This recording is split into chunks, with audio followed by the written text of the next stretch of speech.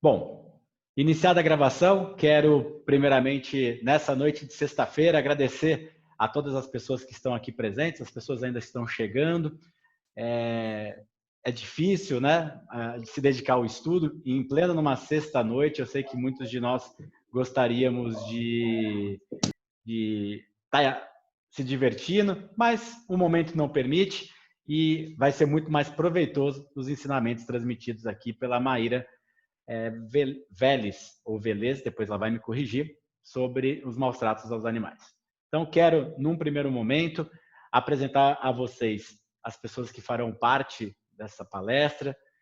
A doutora palestrante, doutora Maíra Veles, que eu vi que tem um acento aqui, ela é advogada, ela é presidente da Comissão Seccional de Defesa dos Direitos dos Animais, ela é vice-presidente da Comissão de Proteção Animal do Conselho Federal da Ordem dos Advogados do Brasil e aqui na Seccional São Paulo lidera essa Comissão de Proteção aos Animais. Também estarão presentes a doutora Isabelle Tomé, ela que é a nossa presidente da Comissão de Meio Ambiente e Proteção Animal aqui da subseção de Pirassununga, a doutora Tailine Alves da Rosa, que é a nossa presidente da Escola Superior da Advocacia Local, e também presente a professora Paula Pieruzzi, ela que é médica veterinária e coordenadora do curso de Direito da Anhanguera Educacional, LEME. Feitas essas apresentações, Maíra, eu vou começar a dar a palavra para os colegas e, na sequência, eu vou dar para você que você já se apresente e dê início à palestra, tá bom? Então, quero, nesse primeiro momento, passar a palavra para a doutora Tailine, que é a nossa coordenadora da ESE, responsável pela organização do evento. Boa noite a todos. Obrigada, doutora Isabelle, por estar aqui conosco hoje novamente, né? Mais um dia nessa semana. Doutora Isabelle, que esteve conosco numa live sobre o meio ambiente, né? Uma ativista na defesa dos direitos dos animais e também do meio ambiente. Agradecer também à doutora Maíra, né, nossa palestrante de hoje, por ter aceitado esse convite e estar aqui conosco hoje, trazendo mais conhecimentos desse tema que não é, né, com muita explanação tratado nas graduações de Direito. E agradecer também à doutora Paula por ter aceitado o convite e estar aqui hoje ajudando-nos a angariar mais conhecimentos sobre o tema. Que os alunos tenham uma boa palestra. Doutora Isabelle, por gentileza. O áudio está fechado, Isabelle. Vê se eu te ajudo aqui. Abriu? Abriu. Desculpa, boa noite a todos. Já me apresentaram, agradeço a apresentação e desejo a todos uma boa palestra. É um tema que, infelizmente, está muito em voga, né? Estamos com muitos maus tratos, não só em Pirassununga, mas em todo o Brasil, e vamos saber como fazer para denunciar e diminuir esses maus tratos. Obrigada, doutora Maíra, e boa palestra a todos. Agora a palavra à professora Paula Pieruzzi, coordenadora da Medicina Veterinária. Professora? Boa noite, Cazu, boa noite, pessoal. Eu quero agradecer o convite e é um tema muito importante porque a gente, em nossa rotina, né, como veterinários, a gente se depara muitas vezes com situações de maus tratos e a gente não sabe como lidar, né? Então, acho que é um tema de extrema importância e eu quero agradecer a todos e acho que a gente tem muita coisa para colocar em dia e aprender hoje à noite. Muito, muito obrigada aí pela oportunidade. Bom, então eu passo a palavra à palestrante Maíra para que se apresente e dê início aí à sua explanação. Mais uma vez agradecendo, Maíra, a gentileza de estar aqui prestigiando a gente.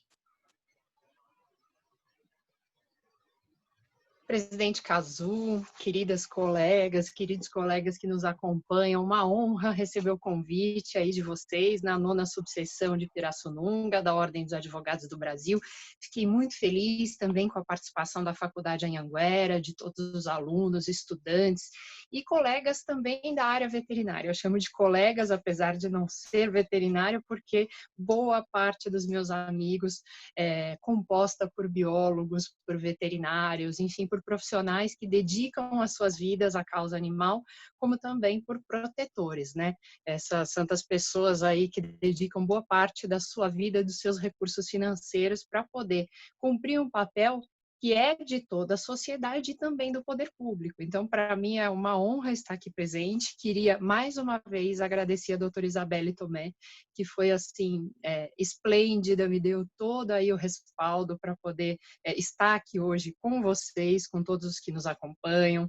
Nossa presidente aí da Comissão de Meio Ambiente e de Defesa Animal, ou seja, ela pega provavelmente os 2 assuntos mais difíceis de qualquer município para participar através da OAB. Não é fácil dar conta de 2 pautas tão extensas. Então, meus parabéns, doutora Isabelle, pelo seu trabalho. Doutora Paula Pioruzzi, médica veterinária da Faculdade Anhanguera de Leme, que também coordenou esses trabalhos para que estejamos aqui juntos hoje falando sobre proteção animal e sobre maus tratos. E um abraço especial também à doutora Tailine Alves da Rosa, presidente aí da ESA, da ESA de Pirassununga, e especialmente ao nosso presidente Cazu aí, que eu já vi que tem múltiplas habilidades, estava acompanhando pelo Facebook, é chefe de cozinha, advogado, faz muitas ações sociais, então estamos aqui entre pessoas ativas e é um prazer falar hoje com vocês. Pessoal, hoje nós vamos dar assim uma boa conversada sobre a questão da defesa animal no estado de São Paulo e no Brasil, né? Eu trabalho em várias frentes com isso. Desde 2013, através da Ordem dos Advogados do Brasil, fui nomeada como membro comum da comissão seccional, que na época era presidida pelo Dr. Ligeira, e passamos anos juntos construindo esse coletivo lá na OAB, e conhecendo os nossos colegas do interior de São Paulo, do litoral, que fazem um bravíssimo trabalho de defesa dos animais. E sem muitas delongas e apresentações, eu quero agradecer aqui ao presidente Caio Augusto Silva dos Santos, que sempre me dá todo o apoio para esse trabalho que nós realizamos diuturnamente em prol da fauna brasileira, que tem sido assim um trabalho de impedimento de retrocessos nos últimos anos e de alguns avanços, como a gente vai acompanhar aqui. Eu também falo muito sobre política pública, porque trabalhei junto à Secretaria do Meio Ambiente do Estado, na pauta específica de animais domésticos, mas acompanho todas as outras frentes de trabalho, de silvestres, de uso de animais em laboratório, em pesquisa, que é uma coisa que está muito em voga agora com essas pesquisas para a Covid-19, para a vacina, né? Por que testar em animais, já que você já tem casos humanos clínicos para testar à vontade? Então, é muito interessante entender o pensamento da ciência para que a gente possa discutir a Lei Arouca e outros diplomas legais do nosso interesse. Hoje, para entrar aqui na vocês, para poder participar aí com esse coletivo tão bacana da OAB Pirassununga, da Faculdade Anhanguera e da ESA, eu quero começar aqui o nosso bate-papo falando sobre violação de domicílio. É uma das perguntas mais frequentes que nós recebemos via Comissão de Defesa Animal, ali da Seccional de São Paulo, e que, portanto, ela é uma dúvida eterna na cabeça dos protetores. Eu posso ou não ingressar em domicílio alheio, sem mandado judicial, no caso de crime de maus tratos? Então, deixando bem claro, a gente vai analisar os detalhes da Lei 9.605 de 98, a Lei de Crimes Ambientais, do artigo 32, que realmente coloca esse tipo como crime, não se trata mais de contravenção. Ainda há muita gente que não acompanha a luta da defesa animal e imagina que por conta de uma certa impunidade ainda se trate de contravenção. Não, a gente vai por que essa lei não tem tanta eficácia quanto a gente gostaria e o que fazer no caso de resgate e de verificação do crime de maus tratos. Então, em primeiro lugar, nós temos aí o artigo 150 do Código Penal, que regula a questão da violação de domicílio. E o que vem a ser a violação de domicílio, né? Seria entrar ou permanecer de maneira clandestina ou astuciosamente, ou contra a vontade expressa ou tácita de quem de direito, seja o proprietário, inquilino, ou qualquer pessoa que faça aí, exerça a posse de uma certa propriedade privada, em casa alheia ou em suas dependências, tá? Nós temos uma pena de detenção de 1 a 3 meses ou multa, e ainda há causas de aumento de pena em caso de cometimento desse crime durante a noite, em lugar ermo, com emprego de violência ou de arma, ou por 2 ou mais pessoas, né? É interessante que quando você estuda o caput do crime, sem verificar as exceções e as excludentes desse crime, que é do que a gente vai tratar agora, você já verifica boa parte da causa animal, né? A gente não entra com arma na casa de ninguém, muito menos os advogados sem mandado, mas em caso de flagrante delito, ou seja, de você conseguir acompanhar o ato do cometimento do crime de maus tratos, você pode ingressar, sim, sem mandado judicial. E eu vou dar o passo a passo de como fazer isso sem que isso te prejudique ou prejudique a sua organização aí do terceiro setor de defesa dos animais, tá bom? Uma outra questão que é elemento aí de configuração do crime é quando você ingressa com 2 ou mais pessoas, sem incorrer nas excludentes. E é interessante porque geralmente a gente está em 2 ou mais pessoas. Quando a gente vai resgatar um animal por denúncia de maus tratos, né, e a gente faz isso na melhor das intenções, a gente precisa de ajuda. Se o animal for grande, a gente vai precisar de 2 ou mais pessoas, a gente precisa de equipe. Tentamos sempre estar acompanhados por um médico veterinário, que é o único profissional habilitado para fazer uma prova no processo crime de maus tratos e dizer se aquele animal realmente estava sofrendo maus tratos ou não. Não basta o testemunho das pessoas. Em alguns casos, o juiz consegue entender isso, porque é um caso muito flagrante de maus tratos. Queimadura, envenenamento, quando você consegue identificar a autoria, que geralmente é difícil, pois isso é feito na calada da noite, paulada, qualquer tipo de lesão como tiro, alguma coisa que seja muito fácil de visualizar. O testemunho é importante, mas não é a prova técnica do processo. É necessário que haja sempre um médico veterinário acompanhando essa equipe, tá? O que acontece? A gente tem uma exceção a esse crime de violação de domicílio, que seria o parágrafo 3º do artigo 150 do Código Penal. Ele fala que não constitui crime a entrada ou a permanência em casa alheia ou em suas dependências em algumas hipóteses. O inciso 2º deixa muito claro para a gente. A qualquer hora do dia ou da noite, quando algum crime está sendo ali praticado ou na iminência de o ser. Se você tem verificado todos os indícios de um crime de maus tratos, se você tem certeza do que está acontecendo, então você não vai incorrer nas hipóteses do artigo 150, tá bom? Existem ainda algumas outras possibilidades de você não incorrer nesse crime, mas eu quero focar nessa porque eu acho que é a principal.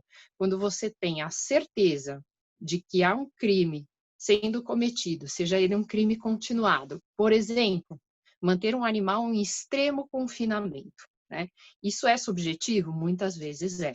Se você prender um animal, o seu próprio animal, o qual você faz a tutoria dele o tempo todo, tem a responsabilidade de cuidar como um ente da família. Hoje a gente já fala em família multiespécie, inclusive o Instituto Brasileiro aí, que cuida do direito de família, o IBDFAM, ele já cunhou esse termo há muitos anos e ele é usado em algumas jurisprudências que tratam de guarda, até de guarda compartilhada de pets. Isso quer dizer que a gente teve um deslocamento de competência aí do que era a vara cível para tratar do animal como objeto, como ele ainda é capitulado no Código Civil, para passar a ter uma natureza jurídica especial, sui generis, que não considera um objeto, mas um sujeito de direitos. A partir desse momento, ele passa a ser objeto de tramitação de processos na vara de família.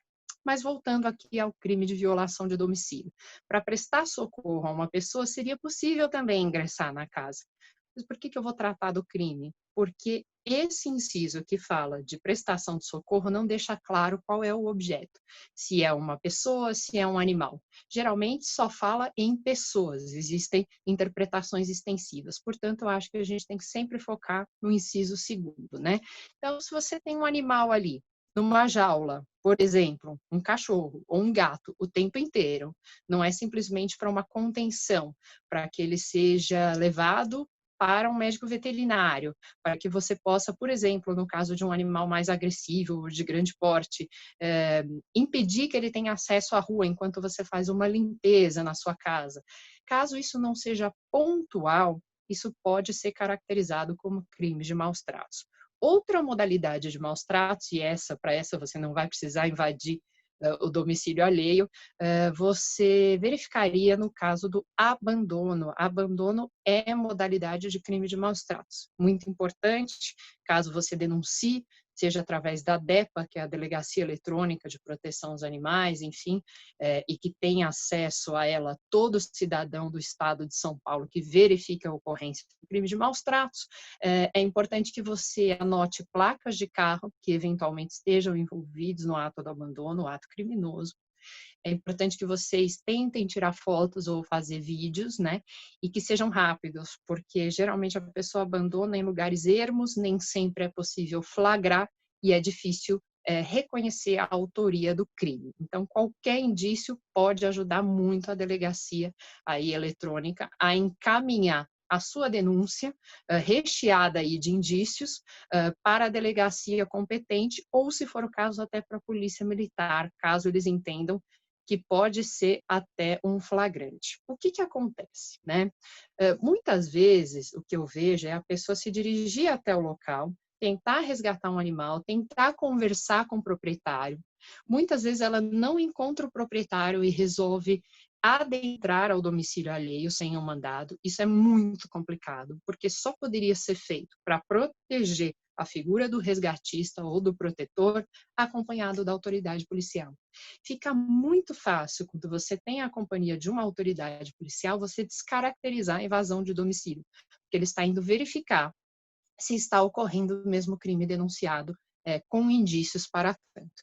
Então, o policial ele tem fé pública, a autoridade policial tem fé pública, e mesmo no caso dos Beagles, que eu acho que muita gente acompanhou, né, o caso dos Beagles do Royal, em que havia denúncia de maus-tratos dentro de um laboratório de ensaios pré-clínicos, ali na cidade de São Roque, ficou descaracterizada a invasão de domicílio por conta da presença dos policiais militares. Quando há a presença da autoridade imbuída da fé pública, obviamente que não se trata de crime, a não ser que realmente fique caracterizado alguma situação de excesso, que não é o caso.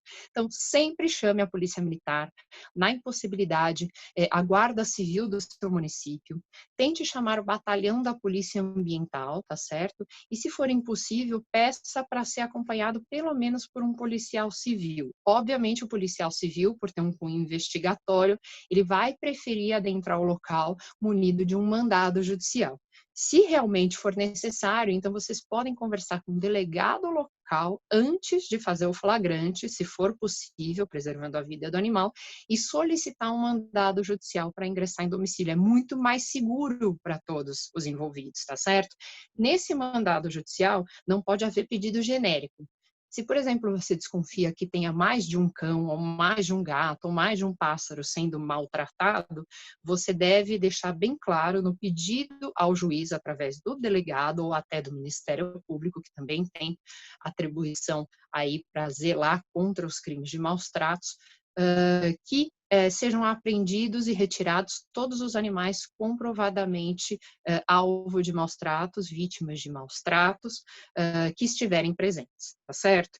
Então, se você verificar maus-tratos em todos os animais da casa, você, com um mandado específico, vai poder retirá-lo. Se ele simplesmente falar retirar um animal em caso de maus-tratos comprovados, por exemplo, você pode deixar de ter poderes para tirar um outro, e aí você vai incorrer em excesso no cumprimento do mandado judicial. Isso não deve acontecer. Por que a gente está falando que vocês devem tomar todos os cuidados legais? Primeiro, para que o processo crime de maus-tratos tenha o final realmente eficácia no seu final e que, portanto, resulte numa condenação, caso comprovado o crime, tá? É muito raro que aconteça a condenação por crime de maus-tratos exatamente por falta da observância aí dos critérios básicos para que ele fique comprovado. Então, a ausência de um médico veterinário que realmente possa dar um relatório técnico, um laudo comprovando que houve o crime, a ausência aí da autoridade policial, que é extremamente importante, e o terceiro e grande problema, Muitas vezes a polícia não quer acompanhar a ocorrência e tenta de todas as maneiras fazer braços curtos, porque eles não têm capacidade e aparelhamento estatal para destinar aquele animal apreendido. Na impossibilidade, muitas vezes, o próprio delegado acaba nomeando como fiel depositário daquele animal, e como eu disse, pelo artigo 82 do Código Civil Brasileiro, ainda continua sendo objeto, nomeia, portanto, o próprio infrator. E isso é terrível para a gente. A gente vê muito isso com animais silvestres, não tendo onde realocar ou para onde destinar esses animais em condições mínimas de segurança e bem-estar, eles acabam nomeando o próprio infrator como fiel depositário. Isso é terrível, tá?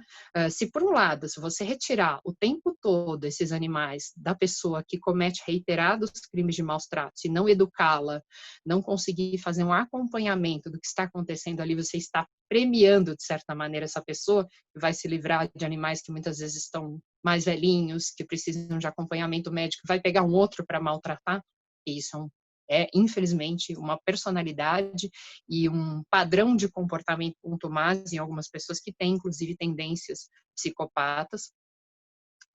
Ou, por um outro lado, se você retirar esse animal, não tiver para onde colocá-lo, devolver para ele como fiel depositário, por mais que ele responda legalmente por qualquer coisa que ocorra com aquele animal, você está dizendo para a sociedade, olha, a gente não está conseguindo ter uma política de combate ao crime que seja efetiva e que garanta o bem-estar dos animais no Brasil. Das duas maneiras, do jeito que está a lei, e sem uma política pública de controle populacional de cães e gatos e de conscientização sobre guarda responsável, a gente vai incorrer sempre no mesmo problema. Penas curtas, falta de punição, então uma impunidade terrível, os animais que continuam se proliferando de todas as maneiras e a falta de consciência da sociedade, que acha que pode pegar um filhotinho lindo, presentear o seu filho no aniversário e depois se cansa dele quando ele fica doente ou velho, né? Então, abandono é crime, confinar o animal de maneira extrema, sem necessidade, é crime. Não permitir que esse animal expresse o seu comportamento natural, que é considerado uma das 5 liberdades de comportamento, enfim, de todo animal, são liberdades que a gente precisa pensar dentro das possibilidades de cada casa, de cada domicílio, em dar a esse animal. Cachorros latem, não é possível você impedir que ele faça isso o tempo todo, você só deve controlar o excesso, até por uma questão de bem-estar dele e da vizinhança. Gatos vão realmente, eventualmente, fugir e entrar na casa do vizinho. Então, se você tem vizinhos que têm cães bravios ou que têm crianças, você deve conversar realmente com esses vizinhos para que eles saibam o que fazer num caso como esse. O certo é ter lá toda a propriedade, porque a gente sabe que gatos que têm uma expectativa de vida de 15 anos nas ruas ou com acesso às ruas vivem no máximo 4 anos. Tá? A gente tem alguns casos de exceção, mas é raro. Hoje em dia você tem atropelamento de fauna, você tem pessoas que pegam esses animais para fazer rituais religiosos. Então muita gente fala, o gato deve ter ido para outra casa e não voltou. Não, geralmente ele morreu e você não está sabendo o que aconteceu, tá? Pode acontecer dele ter uma outra casa e um dia você ter notícia do paradeiro dele, mas isso fica cada vez mais uma coisa idílica do passado, principalmente com a pressão e o crescimento dos centros urbanos. Quando você tem aves, é importante você pensar primeiro, se ele tem uma origem legal, né? Porque de origem ilegal é crime do mesmo jeito. Se ele vai ficar confinado numa pequena gaiolinha a vida inteira. Se ele é um tipo de espécie que fica feliz somente se ele ficar em casal. Tem espécies que são gregárias e que são, por uma questão de sobrevivência, vinculadas ao seu parceiro a vida inteira, como araras, papagaios, e, portanto, deixá-los sozinhos é um crime de crueldade terrível. E, principalmente, mesmo que você compre espécies silvestres de criadores legalizados, saibam que, de alguma maneira, vocês estão incentivando o tráfico de animais silvestres. E eu digo isso baseado no quê? A gente tem um relatório que foi feito pela World Animal Protection, vocês podem acessar o site da WAP, WAP, e verificar os relatórios, tanto os de turismo, que usam animais silvestres, o que é uma terrível crueldade, vocês vão ver por quê lá, como também esses relatórios que indicam e fazem correlações claras entre as espécies mais vendidas em criadouros comerciais legalizados e as espécies mais traficadas. Vocês vão verificar que as 10 ou 15 primeiras espécies batem, ou seja, mesmo em criadouros legalizados, de alguma forma, esses animais de origem ilegal estão entrando para reproduzir. Então, por mais que o seu animal, que você compre, animal silvestre, seja legalizado para forma, em poucas gerações atrás, ele certamente veio, a sua ascendência veio de animais ilegais também. E isso só mostra que, infelizmente, o tráfico de animais silvestres e o maus tratos de animais, os maus tratos de animais silvestres, só continuam por conta do consumo interno.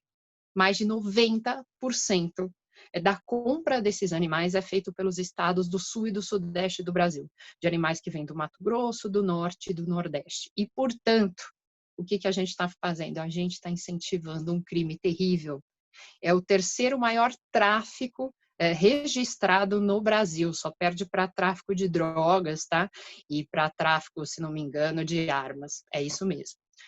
Num segundo momento, quando você ainda fala em animais silvestres, você tem um problema seríssimo para combater que você tem que ter em vista. Você está incentivando o tráfico de armas também, porque para aquele animal ser apanhado da natureza, muitas vezes eles se utilizam de armas para caça. Caça não é só quando você mata o animal, é quando você o retira do seu habitat natural, impedindo que ele exerça a sua função ecológica, que, aliás, é garantida pelo artigo 225, inciso 1º, aliás, parágrafo 1º, inciso 7º da Constituição Federal. Lá você tem o direito ao meio ambiente ecologicamente equilibrado, o princípio da vedação à crueldade, que é indistinto para animais silvestres e domésticos, não há essa distinção ali, é proibida a crueldade em quaisquer de suas formas em relação à fauna brasileira, e também os princípios de preservação das espécies e de vedação à extinção dessas espécies. Para que o meio ambiente resulte ecologicamente equilibrado, em última análise, permita a vida dos animais na Terra e a nossa, a vida do ser humano, porque esses animais, exercendo função ecológica, eles acabam conservando recursos ecossistêmicos, fazendo com que o meio ambiente continue equilibrado, com que as nascentes dos rios e as árvores continuem em equilíbrio. Veja, por exemplo, no exemplo que eu vou dar agora, né? Quando você fala em animais silvestres, você retira, por exemplo, uma arara ali da região do Pantanal e traz para cá, ela deixou de ser uma dispersora de sementes. Naturalmente, quando ela come alguns frutos e ela voa, ela faz um trabalho natural e perfeito da criação, que é o de dispersar sementes já adubadas que vão nascer em toda a região onde ela habita, mantendo, portanto, o meio ambiente ecologicamente saudável e equilibrado. Tem muitas outras funções ecológicas que eu posso ficar aqui durante 4 horas relatando para vocês. Então, quando você tira um animalzinho da natureza e coloca, por exemplo, para ser o papagaio da família, ou aquele bichinho de estimação que você acha que está muito bem tratado na sua casa, você está fazendo um mal terrível, impossível de ser restaurado pelo poder público. Certo?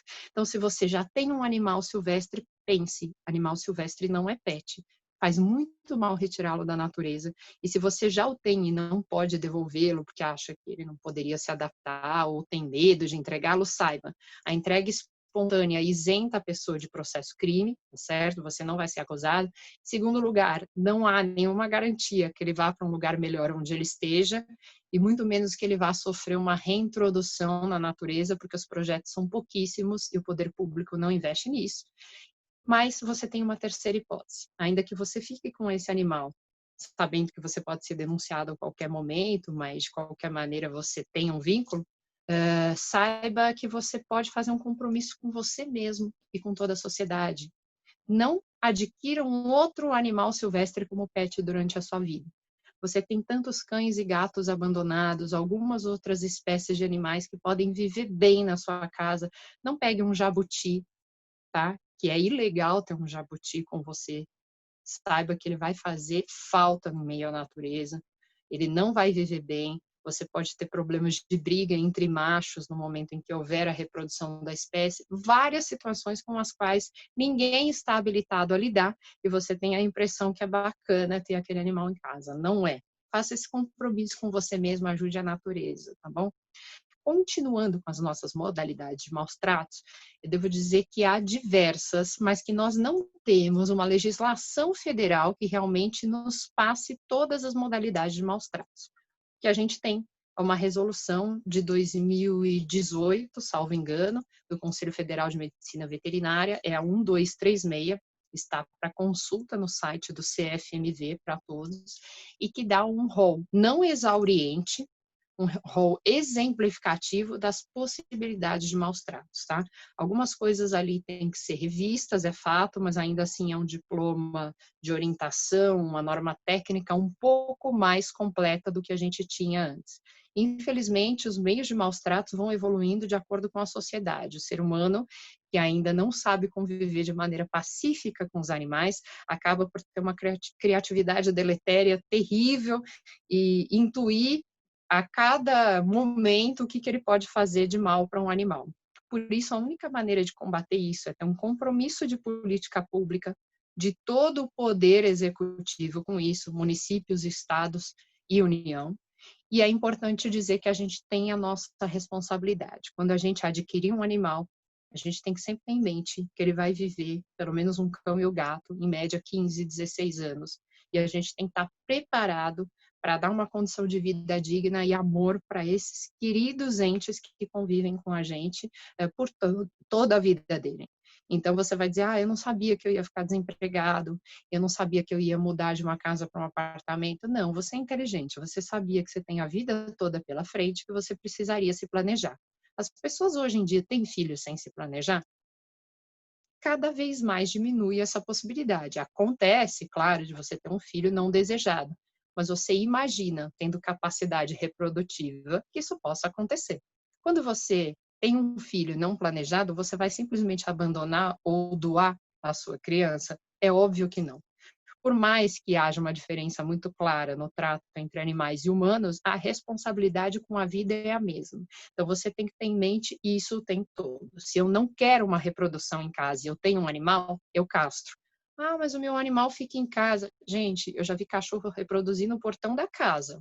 Tá? Então, quando eles querem, eles pulam o muro, acontecem sim acidentes, acontecem escapes, acontece, por exemplo, de uma fêmea muito pequena acabar sendo coberta por um animal muito maior e sofrer muito no parto, vir a óbito ou nem conseguir continuar com a gestação.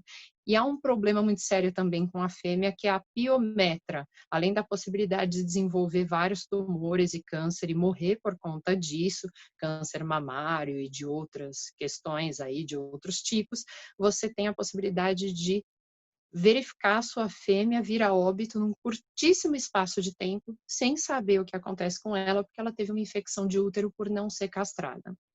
Então, pense bem, quando você tem um animal, você não compra para que ele reproduza. Se você fizer isso, você tem que ter um compromisso muito maior com a saúde desses animais, e que é o que a gente não verifica normalmente nesses canis irregulares, que muita gente chama de canis clandestinos.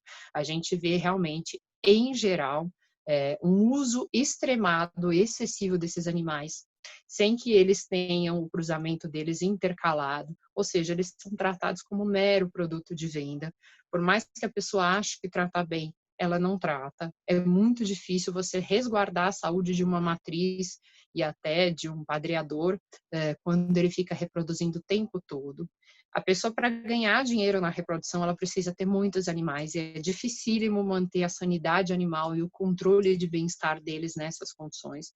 Portanto, saibam que a maioria dos canis não zela pelo bem-estar desses animais. É importante, caso você queira comprar, que você veja os pais desse animal, em que condições ambientais eles estão sendo tratados. Mas fica aqui a dica de que você pode ser tão feliz com um animal que você adote de maneira consciente e responsável, como também com um animal que você adquiriu. Você não tem que ficar se sentindo mal porque em algum momento você comprou um animal, mas a partir de agora você sabe que a adoção é presente, que você pode fazer da vida de um animal confinado num canil, estressado, uma outra vida feliz e ganhar um grande parceiro para toda a vida.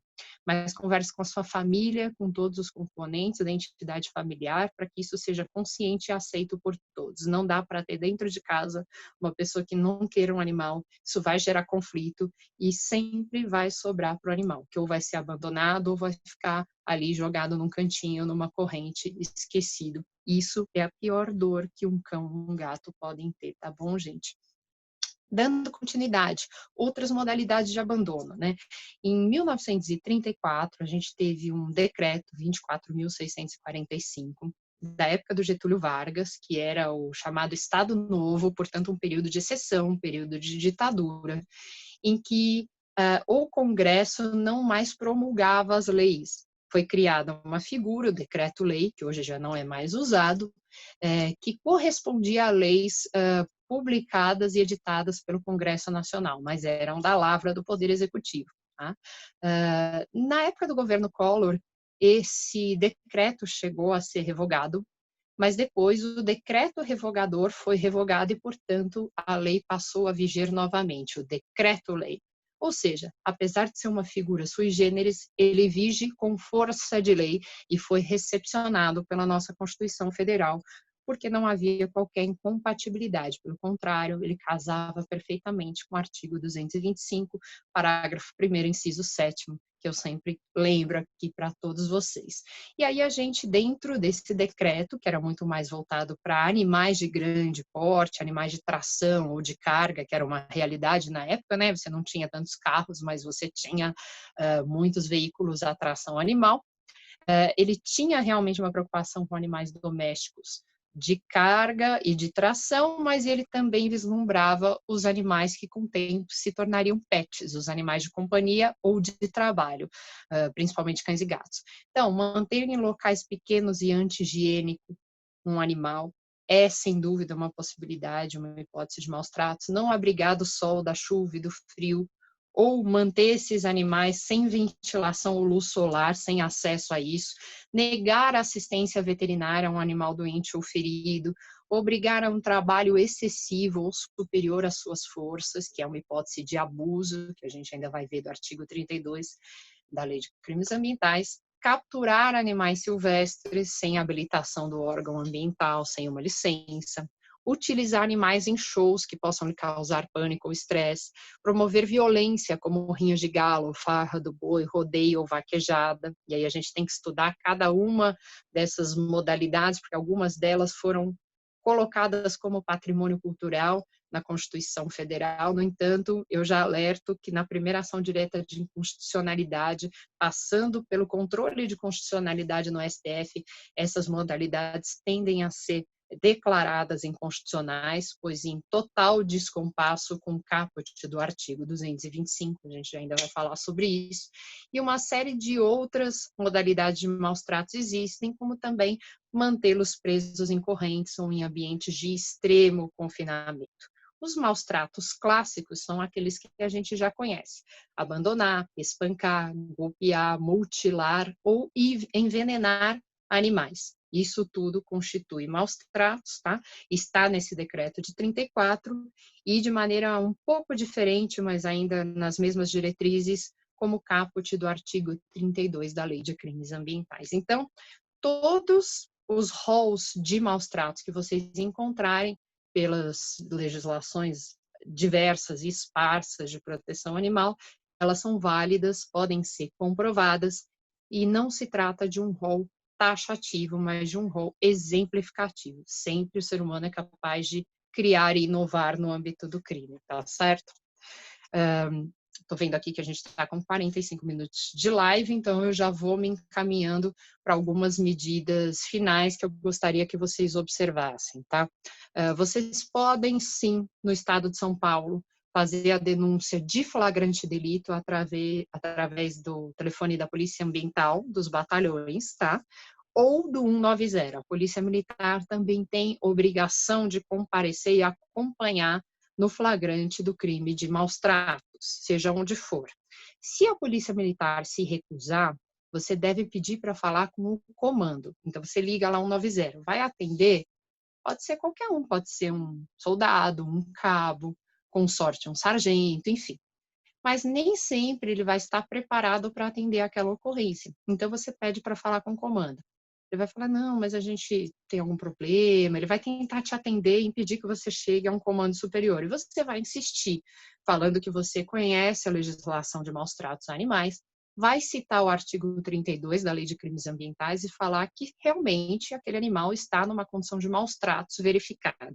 Se você tiver a possibilidade de encaminhar aquele animal para uma entidade, ou você mesmo cuidar daquele animal e ser o depositário fiel até o final do processo crime, é muito melhor. A polícia militar vai te ajudar com mais agilidade, porque eles não têm onde colocar aquele animal. Então, saiba que você tem que tentar ser colaborativo nesse quesito. Você fala, eu não tenho a mínima condição de ficar com o animal, então pense muito bem antes de fazer a denúncia. Procure ajuda de ONGs, de advogados animalistas, porque você tem que ter uma postura colaborativa. Infelizmente, a Polícia Militar ainda não tem um aparelhamento necessário para a destinação daqueles animais e não é culpa dela, é culpa do Estado que não investe nisso e que não cumpre o artigo 225 da Constituição Federal, pensando também em dar uma estrutura de resgate e de reabilitação de fauna no Brasil. A estrutura é muito pequena e muito precária. O outro ponto, se ele te passar para um outro comandante superior em patente e ele insistir que ele não pode pegar, você vai pedir para passar para o oficial superior, para o oficial que está no comando. Eu já consegui fazer isso em 4 instâncias, eu fui passando, tá? Eu fui passando de cabo para sargento, para subtenente, até conseguir falar com o capitão que estava de plantão, por sorte. E aí ele me entendeu. Quando você demonstra um pouco de conhecimento sobre a legislação de defesa animal, quando você diz que você está preparado para acompanhar aquele resgate, que você ficará aguardando no local, que é uma exigência da Polícia Militar, com documentação e por todo o flagrante, inclusive se disponibilizando a ser testemunha, isso ajuda muito. Se você puder falar com o delegado da região que vai receber a ocorrência antes, melhor ainda.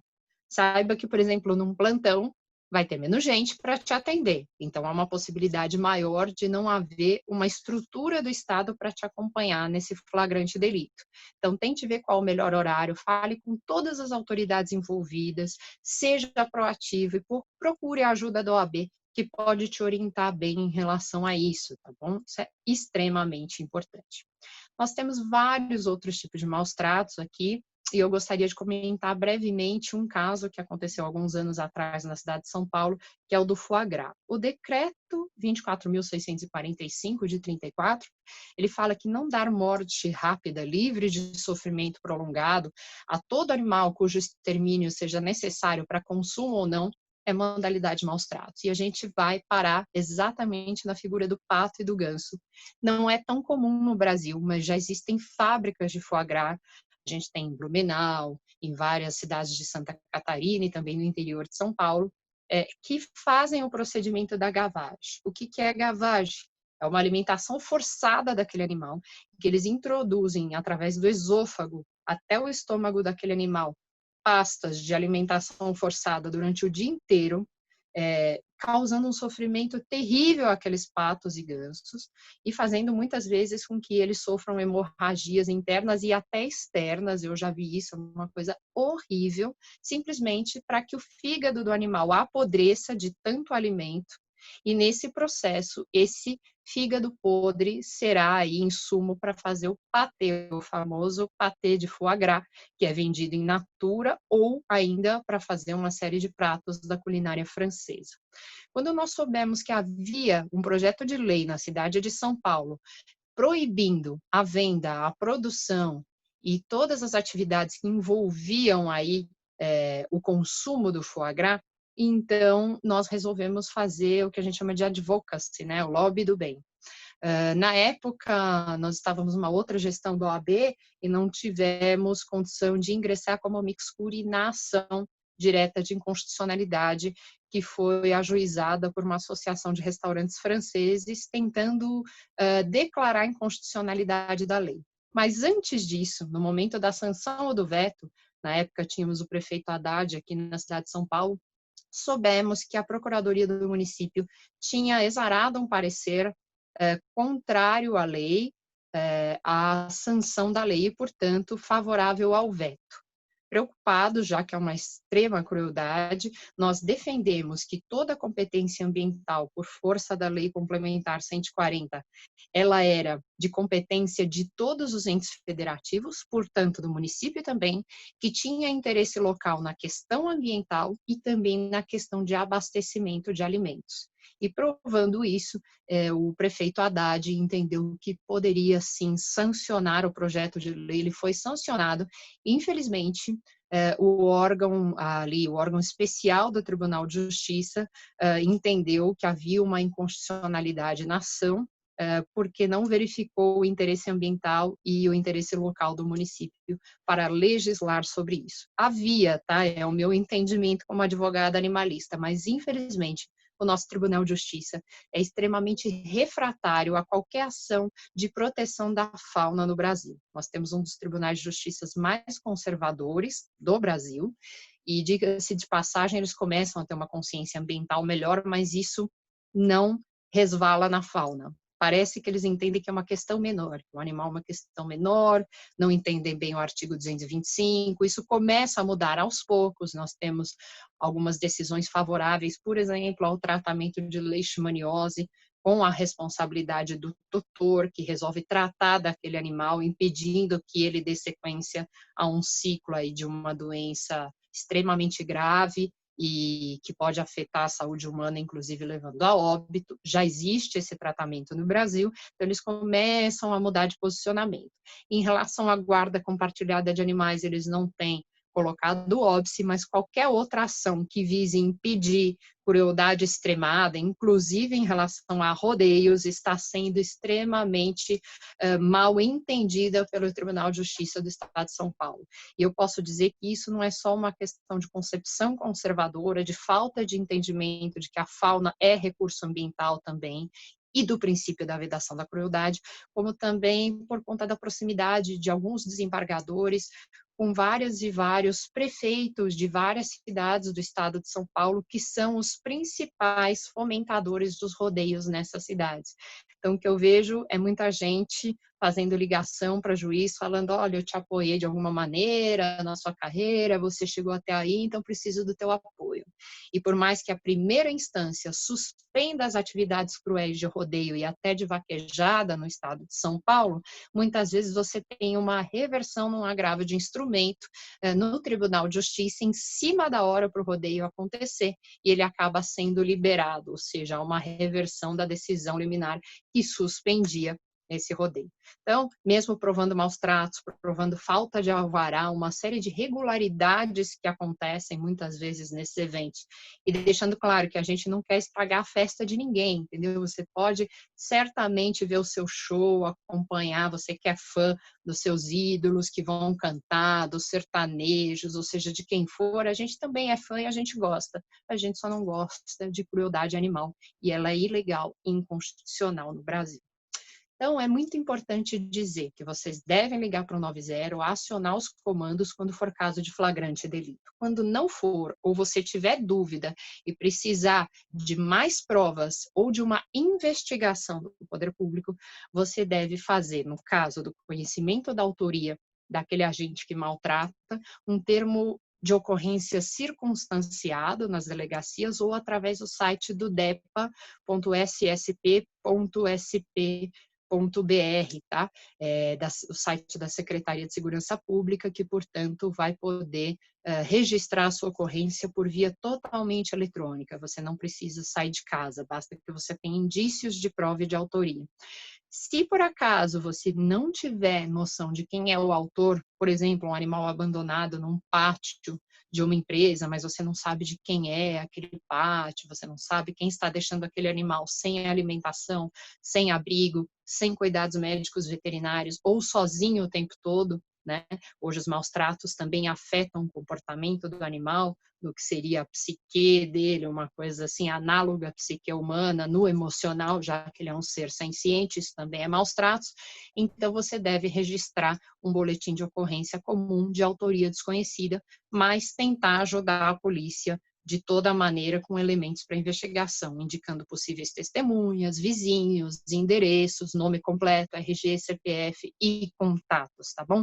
Portanto, se a gente quer que a pena para maus tratos mude ou que haja uma efetividade na punição desses criminosos verdadeiros que fazem tanto mal aos animais no Brasil, é necessário que a gente colabore e que a gente faça um advocacy, como fez a OAB no caso do foie gras, para outras questões, como, por exemplo, o agravamento da pena de maus tratos. Para finalizar, eu quero dizer para vocês que é importante que a pena seja elevada no crime de maus tratos. É importante que, ao mesmo tempo que a gente lute pelo agravamento da pena, tirando a competência criminal do GCRIM e afastando as possibilidades de transação penal à torto e à direito para alguém que comete um crime grave, como matar ou torturar um animal, a gente também atue na área da conscientização. Sem conscientização, sem uma possibilidade de educação em guarda responsável de cães e gatos contínua nas escolas, de maneira transversal, utilizando as matérias que já são realmente dadas, não é preciso criar uma matéria de proteção ambiental ou animal, basta que você dê um material e um suporte para o professor, que já tem tanto conteúdo para ministrar, para que ele possa, de uma maneira fácil e empática para as crianças e adolescentes, falar do assunto. Nós temos aí comissões exemplares no estado de São Paulo, da OAB, que são as comissões da OAB Vai à Escola. Eu já participei muito aqui na subseção onde eu sou inscrita, na subseção do Jabaquara Saúde, através da doutora Luzia, que realmente faz um trabalho lindo. Tenho certeza que a OAB de Pirassununga também faz um trabalho especial, e vocês podem conversar com essa comissão para fazer um trabalho mais contínuo, mas é importante que a Secretaria de Educação entenda a importância de ensinar guarda responsável de cães e gatos como princípio de cidadania, tá? É mais fácil trabalhar isso com a criança do que com um adulto já formado, ainda que também seja possível nós tenhamos ações nesse sentido. É importante também que a OAB tenha um papel proativo no sentido de chamar aí o grupo de municípios mais próximos, chamar os agentes de vigilância em saúde, os agentes do Centro de Controle de Zoonose, os educadores, professores e pedagogos da Secretaria de Segurança Pública e outros agentes comunitários com importância local para ensinar guarda responsável de cães e gatos. Eu me ofereço, sem dúvida, para passar material, para conversar com vocês. Existem organizações aí do terceiro setor que também fazem esse trabalho. É importante que a gente dê apoio ao professor e também aos outros agentes públicos, porque sem critérios e sem orientação, eles não vão entender como é importante cuidar bem desses animais, não só porque é uma causa primaz de segurança pública, a teoria do elo, que vale uma outra palestra, sem dúvida, ela deixa bem claro que as pessoas que cometem crimes contra animais acabam cometendo crimes mais voltados a humanos, crimes violentos, 60% a 65% dos casos, que é um índice extremamente terrível, né? A gente sabe que há, portanto, elo entre crime contra animais e crime violento contra pessoas humanas. Isso já é bem respaldado por artigos científicos, aplicado como política pública pelo FBI e até pela Holanda. Holanda, estado aí, país que é o único no mundo a conseguir não ter mais animais abandonados nas ruas. Portanto, é possível fazer política pública em prol da fauna no mundo. E voltando ao que eu falava, é importante que a gente tenha esse acompanhamento de conscientização, de empatia. É fácil trabalhar a questão dos animais e da proteção com as crianças e uma consciência de todos os agentes de proteção animal. Você que é protetor, você que é advogado, que sabe que resgatar o animal da rua, trazer para casa e cuidar dele, muitas vezes é enxugar gelo. A gente precisa de uma política maior, de uma estrutura de Estado e de colaboração ativa de todos os envolvidos aí na cidadania, como princípio de cidadania, ou seja, tratar bem dos seus animais, ele tem resultados positivos na saúde pública, diminui a incidência de zoonoses, o abandono, o atropelamento, os agravos, que são as mordeduras, porque você aprende a lidar com o seu animal e também a respeitar o animal das ruas e o animal comunitário. Então, denuncie, é importante a sua participação, mas pense também em fazer conscientização. Então, chegar perto da comunidade que educa na sua cidade, falar com a Secretaria Municipal de Segurança e a de Educação e tentar fazer ações que coordenadamente com a polícia e também com os educadores possam fazer com que as pessoas entendam a repercussão negativa de abandonar e de maltratar no Brasil. Eu queria agradecer muito por esse tempo que me foi dado aí para falar sobre isso e abrir nesse momento para perguntas. Vi algumas, né, que chegaram, né, Cazu, presidente, Isabelle, de todos vocês, e queria ficar aqui, deixar esse tempo à vontade para que vocês me questionassem e que a gente batesse um papo de verdade sobre a questão da proteção animal, tanto aí em Pirassununga como aqui em São Paulo e em todo o estado. Maíra, primeiro, obrigado pela explanação, muito didática. Acho que ficou... Não dá para esgotar todo o tema, óbvio, né? A gente tem que escolher o que a gente vai falar, mas esse pouquinho já foi muito bom. Eu tenho várias perguntas, mas eu vou me limitar a uma para dar oportunidade a todos que fizerem. Maíra, no início da minha gestão, ainda quando nossa cidade era ocupada por um outro prefeito, eu fui chamado a participar de uma reunião sobre essas questões de animais ainda. A doutora Isabelle nem era nomeada, salvo o melhor juízo, e ela envolvia essas questões de animais abandonados. Porque Pirassununga, vou falar especificamente de Pirassununga, depois a Paula, que reside na cidade de Leme, onde a faculdade pode nos esclarecer, Pirassununga tem um problema muito sério com animais soltos ou abandonados na rua. Quais são esse problema ou qual é esse problema? Quando você aciona o bombeiro, ele responde... Cavalo, por exemplo, muito comum aqui, né? Você aciona o bombeiro, ele vai dizer que a competência para resgate é de animais silvestres, até animais peçonhentos ou silvestres. Aí você liga na GCM, na Guarda Civil Municipal, a competência também não é deles. Aí você liga nas zoonoses, a competência é deles, mas eles não têm o aparato. E eles vão responder o seguinte, eu participei dessa reunião, se a gente pega, a gente não tem para onde levar. E foi se relatado aqui em Pirassununga, como nós somos cortados pelo eixo da Anhanguera, e faz parte do contrato de concessão de rodovia, que os animais encontrados nas rodovias devem ser levados para um centro de tratamento, recuperados e depois devolvidos aos seus habitats ou doados, né, para proprietários. Algumas pessoas têm feito o quê? Abandonam os animais na pista. Aí, se eles não morrerem atropelados, a concessionária aí pega. No final das contas, esse animal teve até mais sorte, porque a concessionária pega, ela leva para o centro de referenciado dela, cuida se tiver ferimento, hidrata, alimenta, restaura o animal. Isso não é um bom termo, restaurar é meio objeto, né? Mas restabelece a saúde desse animal e depois o doa ou o coloca dentro seu habitat. Isso é comum em outras cidades, porque aqui me corrija, né, Isabelle, mas acho que a gente ainda está nessa situação de a gente não ter para onde levar esses animais. A gente até tem a carrocinha, que eu já vi ela no pátio, mas eles não coletam esses animais porque vão levar para onde?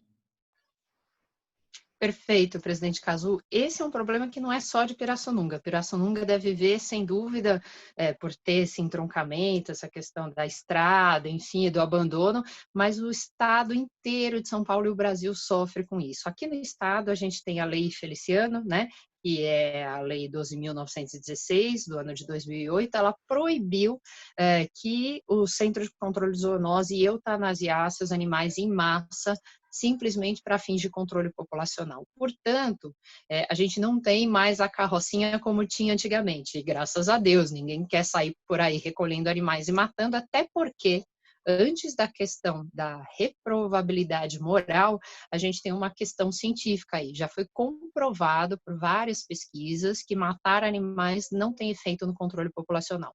Da mesma maneira que castrar só em parte uma população e sem um acompanhamento pós, também não tem o efeito desejado para controle populacional. Os poucos animais que sobram, já que é impossível exterminar ou simplesmente fazer um controle populacional efetivo de todos os animais, é importante dizer que esses poucos animais têm uma taxa de reprodução que consegue rapidamente repor o número de animais que havia no local. por vários fatores. Abandono é um deles, e também porque existe uma taxa de reposição, que nós chamamos, que é um mecanismo de sobrevivência da espécie. Quando houver alimento e condições mínimas de sobrevivência, ainda que não ideais, esses animais vão repovoar aquele espaço e não haverá espaço vazio por muito tempo, a não ser que você tenha um predador, um animal silvestre, que é uma condição muito rara. Portanto, é importante dizer que não adianta matar e que é proibido legalmente no estado de São Paulo e na maioria dos estados da República Federativa do Brasil. Então, a gente continua com um problema e ainda maior. O Centro de Controle de Zoonose, quando ele surgiu, pelo menos aqui em São Paulo na década de 70, ele não foi preparado para cuidar desse bando enorme de animais abandonados que a gente vê hoje. Ele foi preparado simplesmente para fazer vigilância em saúde. Ele não sabia da existência da questão de bem-estar animal, ele era totalmente voltado para fazer a eutanásia em massa desses animais. Às vezes, nem era eutanásia, era um genocídio animal, não eram observados os requisitos mínimos de bem-estar animal para induzir ao óbito daquele animal. Muitas vezes não era feito nem por médico veterinário, então a gente já viu no Centro de Controle de Zoonose do Brasil verdadeiros campos de concentração durante décadas e décadas. Nós não temos mais isso de uma maneira contumaz, ainda que haja denúncia de centros de controle de zoonose que ainda praticam eutanásia ou sacrifício de animais de maneira ilegal, e isso a gente tem que investigar, é muito grave. Porque se você vê um CCZ vazio hoje em dia, saiba, tem algum problema ali. Não é possível. Eles mesmo tentando não resgatar esses animais, eles são obrigados muitas vezes pelo Poder Judiciário, por um pedido da Vigilância em Saúde, ou em situações mais graves, como cavalos ou animais que estejam causando perigo de atropelamento nas estradas, e aí eles têm todo esse resgate desses animais e não tem onde colocar. Então, se não houver um programa contínuo de adoção e de controle populacional, que não é só de castração, mas é de conscientização, de educação em guarda responsável e de monitoramento, e também de comando e controle, que é o caso final do controle que você faz através da polícia, né, e de todo o aparato público, através da ação criminal para punir o infrator que comete o crime. Se você não tiver isso tudo muito bem conversado e azeitado, você vai continuar tendo problema. E eu tenho certeza, Cazu, que as pessoas abandonam, porque eu já tive conversas e a gente fez até um projeto muito bacana, que era o Amigos para Sempre, e culminou numa divulgação da Artesp e do DER, principalmente em feriados, que é uma época muito comum de abandono de animais, né? As pessoas vão viajar e querem abandonar seus animais na estrada, para que houvesse conscientização. Então, nos postos aí de pedágio e também algumas estradas onde você passa e vê aquele luminoso, né, que faz aí a divulgação de algumas questões essenciais para diminuir isso. Isso não teve continuidade agora no governo Dória, houve um deslocamento da atribuição de competência do cuidado de animais domésticos, em primeiro lugar para a Casa Militar, na época do Márcio França, e depois agora para a pasta da saúde, que até onde eu sei não tem tratado minimamente da forma devida o controle populacional de animais domésticos, porque a pasta da saúde não quer esse problema e ela se preocupa com saúde humana e ela não entende que é importante controlar esses animais, garantir o bem-estar deles para, em última análise, também garantir a saúde humana. Então, o que eu digo para você é: não gosto de leis, por exemplo, o deputado Bruno Lima aqui basicamente copiou uma lei que foi sancionada ali no estado do Paraná pelo governador, o Ratinho Júnior, né? Enfim, e acho que é Paraná ou Santa Catarina, mas acho que é Paraná. E essa lei, ela falava o seguinte, que todas as concessionárias deveriam se responsabilizar pelo resgate, pela reabilitação dos animais silvestres ou domésticos que fossem ali encontrados em condições para isso. Isso quer dizer o quê? Que você está passando a seguinte mensagem para a sociedade, que não entende o princípio de guarda responsável: abandone que alguém vai pegar. É tudo o que eles querem ouvir e é o que a proteção animal, em parte, ainda não entendeu no Brasil. Que não dá para a gente falar, nós vamos fazer isso. Exatamente, exatamente. É um tiro no pé, Cazu. E, infelizmente, você vai jogar, e eu vejo ações judiciais, até de alguns advogados, para fazer com que o município ou com que o Estado se responsabilize por alimentar animais de ONGs, achando que isso é a melhor maneira de efetivar o artigo 225 da Constituição Federal, e é um tiro no pé. Você só vai dizer para as pessoas, abandonem cada vez mais, pegue aquele animal bonitinho, depois jogue na rua, porque a concessionária, o poder público ou uma ONG, um protetor estafado, porque já não aguenta mais cuidar e despender recursos financeiros para tantos animais, vai cuidar para você. Tá Maíra, errado. e a gente vê aqui muito, até vou pedir para a professora Paula falar isso, que como tem a faculdade de medicina veterinária, é o melhor lugar para se abandonar o animal aqui em Leme, na nossa cidade vizinha, é na porta do hospital veterinário. Ela que todo dia, que é minha amiga de coordenação, sempre me fala, mais um animal abandonado aqui, né, Paula? Meu Deus. É. Vocês têm câmeras, professora? Oi? Vocês têm câmeras lá? Já têm conseguido monitorar esses abandonos?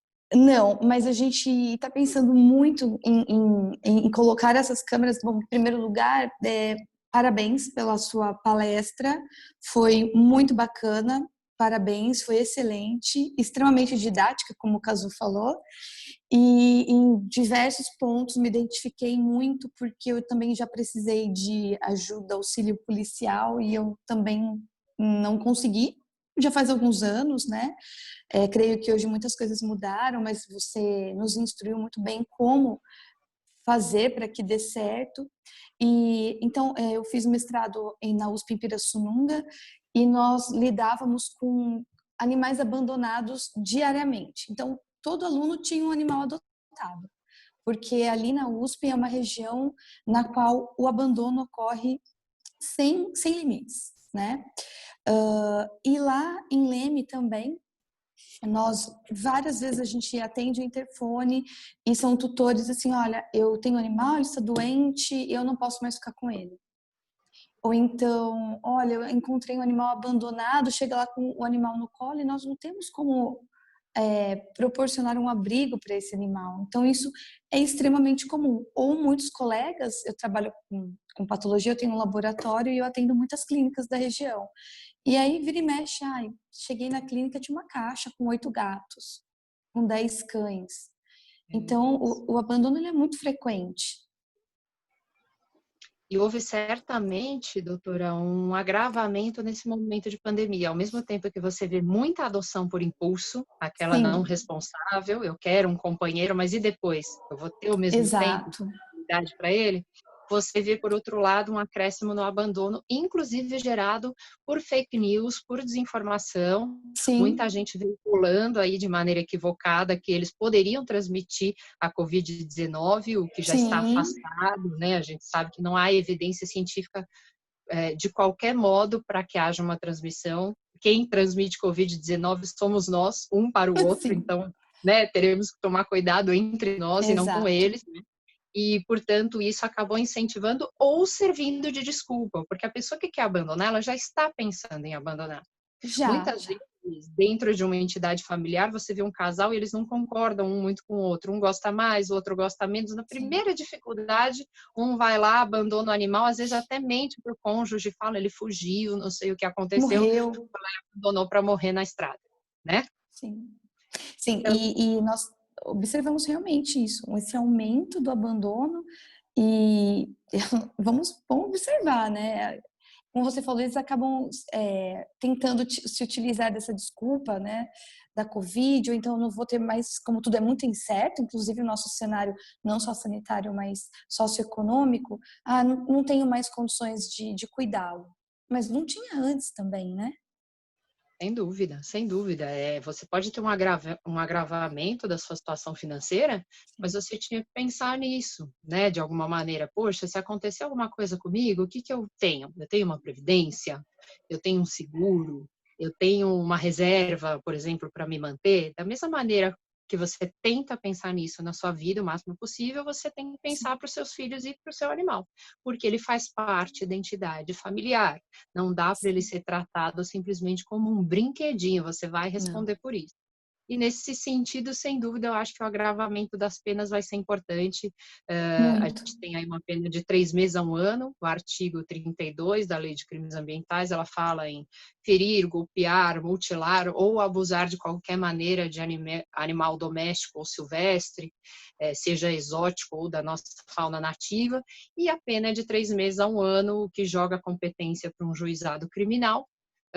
Existem benefícios penais de todas as maneiras, então você tem sursi, você tem transação penal, a pessoa raramente vai cumprir a pena ou vai incorrer numa condenação por maus tratos. Quando você aumenta a pena, você tira realmente esse julgamento das mãos aí do juizado criminal, joga para uma vara criminal comum, tem mais chance de provar isso da maneira adequada, e quando você tira o regime de detenção e coloca um regime de cumprimento de pena vinculado à reclusão, aí você tira a possibilidade do infrator cumprir em caso de condenação no regime aberto e semiaberto. Tudo isso tira a sensação de impunidade da população acerca do crime de maus tratos, que hoje a gente sabe que é um crime grave, com efeitos terríveis para os animais, mas também para a saúde humana e para a segurança de toda a população. Então, acho que estamos falando de algo extremamente importante, muito ainda tratado de maneira incipiente pelo poder público, e fica muitas vezes nas mãos de simpatizantes, de faculdades de veterinária, de alguns protetores e advogados animalistas, e que, no entanto, é dever do Estado para que seja tratado como política pública. E hoje a gente sabe que a população muitas vezes vota em vereadores, e a gente vai ver esse fenômeno locais que são da causa animal, esperando que eles tratem desse assunto com muita consciência.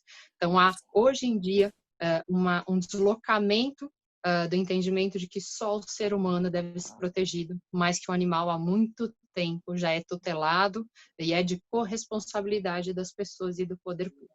Os silvestres, naturalmente, são muito mais o poder público, porque eles têm fazer uma política pública muito maior de monitoramento para conservá-los na natureza e impedir o tráfico. Eu não vejo políticas públicas de combate ao tráfico de animais silvestres. Tá? Eu não vejo sequer uma legislação, tal como a de maus tratos, que consiga punir minimamente aquele traficante. Portanto, a gente está nas mãos aí de associações criminosas que trabalham com isso, se aproveitando da pobreza de alguns meninos ou de algumas pessoas, muitas vezes no norte, no nordeste ou no interior, em alguns locais do Mato Grosso, ou mesmo aqui, que acham bonitinho vender um passarinho por 3, 4, 5 reais, caçar e entregar nas mãos daquele traficante, porque não tem ideia do comprometimento que isso faz à nossa biodiversidade. Então, a gente tem, por outro lado, outras questões que a gente vindo de fora do país e patenteando produtos da nossa biodiversidade, tanto da fauna quanto da flora, no Japão, na Alemanha, nos Estados Unidos, porque a gente não é capaz de mapear e conservar a nossa própria biodiversidade. Então, temos um grande problema nas mãos, mas temos muita gente boa aí pensando nas soluções, e eu acho que aí, respondendo a você e ao Cazu, é importante que a gente faça isso de maneira integrada, com órgãos competentes para isso. Tivemos a promessa aí do presidente da República da criação de uma subsecretaria que até hoje não culminou. Então, eu acho que é importante a gente cobrar e a gente mudar a legislação, mas isso passa pela conscientização de toda a população. Sim. Obrigada, doutora Maíra. Realmente foi muito didática, esclarecedora, com certeza.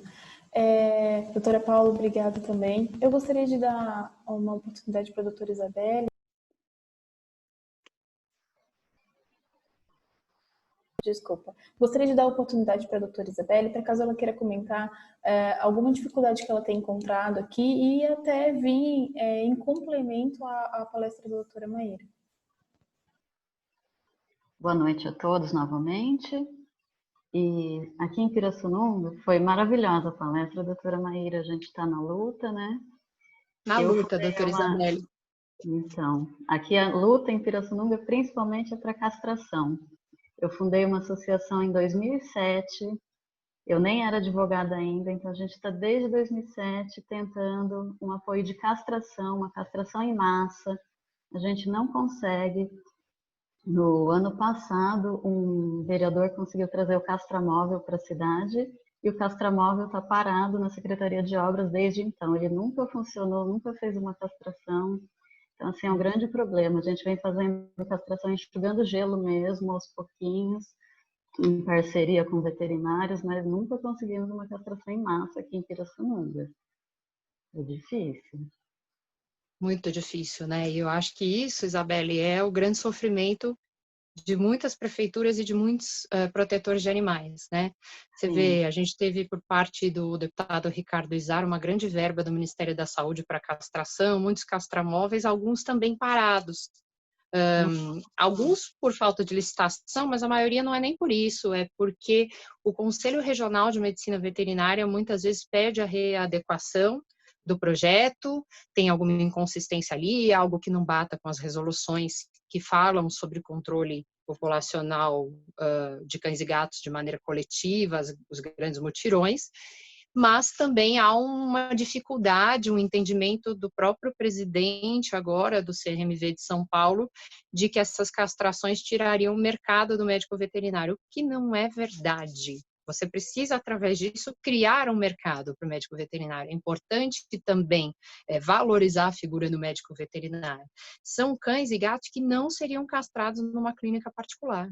Você não está tirando de maneira alguma, né, o mercado. Então, é importante dizer isso, e é importante dizer que não dá para o CRMV deixar de ter um diálogo mais amplo com o pessoal, colocar mais gente nesses projetos para falar com as prefeituras, ter um departamento de orientação para esses centros de controle de zoonose, ou departamentos de bem-estar animal, ou pasta do meio ambiente ou da saúde, quem quer que seja que cuide disso na prefeitura, tá? Então, por exemplo, a Secretaria do Meio Ambiente, né, em que eu trabalhava lá, a gente orientava as prefeituras sobre isso, fazia planos de trabalho para que pudesse executar emendas de deputados estaduais através das prefeituras. Então, a gente acompanhava a castração, muitas vezes de maneira remota, porque a gente não tinha muita gente, mas observava microchipagem de todos os animais, condição de bem-estar pós-cirurgia, se houve óbito, relatório de necrópsia, por que aconteceu. Geralmente eles davam muito certo, o índice de óbitos era muito remoto, porque a gente fazia esse acompanhamento.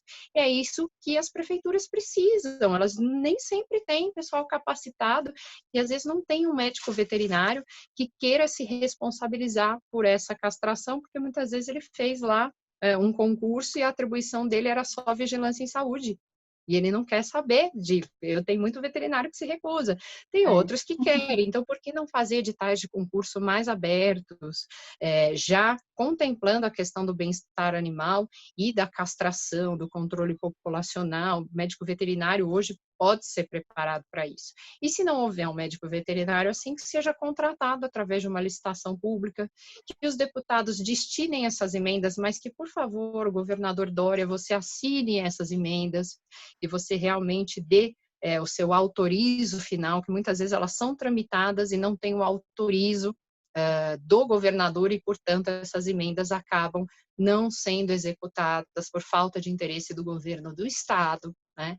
Então é importante conversar entre deputados, vereadores, sociedade civil, com a ajuda da OAB, que tem tido um papel fundamental nisso, prefeituras, que são realmente o órgão de execução, para que eles entendam e tenham um apoio, seja para executar uma emenda, para conseguir uma verba fundo a fundo do Ministério da Saúde, hoje mais restrita, ou se a gente pode realmente, de alguma maneira, disponibilizar recursos da própria prefeitura ou fazer leis que já direcionem, através da aprovação do orçamento público e do plano plurianual, a execução de serviços de controle populacional. Pelo plano plurianual, por exemplo, aqui do estado de São Paulo, é possível fazer, sim, vários e vários serviços públicos de controle populacional de cães e gatos. Então, ninguém está infringindo a lei. Basta, e muitas vezes tem gente fazendo isso, que se coloque no orçamento correto.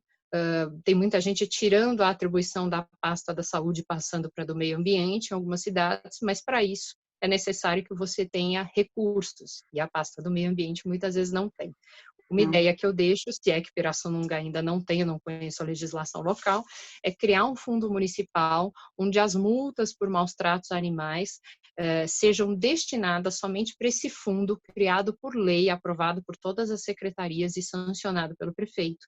E que ele vá somente para essas ações. Né, Isabela? Me fala você que conhece melhor.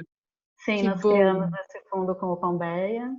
Tem o fundo, só ainda não está chegando o dinheiro no fundo, mas já está o fundo criado.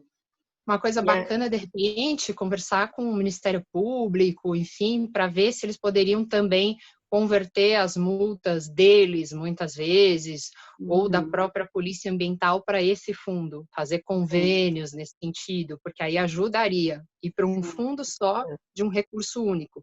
Tem muitas questões a serem acertadas, mas é uma ideia para que vocês possam conversar, tá? É uma ótima ideia. E aqui também a gente não tem CCZ, a gente tem um canil terceirizado. Não chegou ao número de ter um CCZ, então a gente tem um canil terceirizado.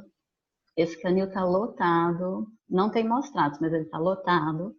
Então não tem condições de recolher todos os animais. O que acontece? A pessoa vê qualquer animal na rua, já liga para a responsável do canil para ir recolher esse animal. Lembrando que aqui em Pirassununga nós temos a lei do cão comunitário. Então tem aquele cão que é comunitário, ele não vai ser recolhido, ele está sendo alimentado, ele tem a casa dele. Então, para a população também entender que não é qualquer animal que você vê na rua que tem que ser recolhido. É uma coisa aqui também que é recorrente, todo mundo acha que tem que limpar a rua, tem que pegar qualquer animal e levar para o canil.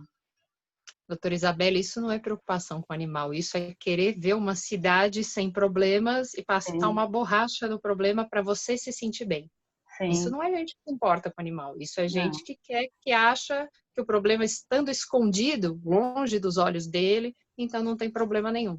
Né? É jogar a poeira para debaixo do tapete. Então, isso não é ação responsável. Você tem razão, a gente tem que conversar com a população.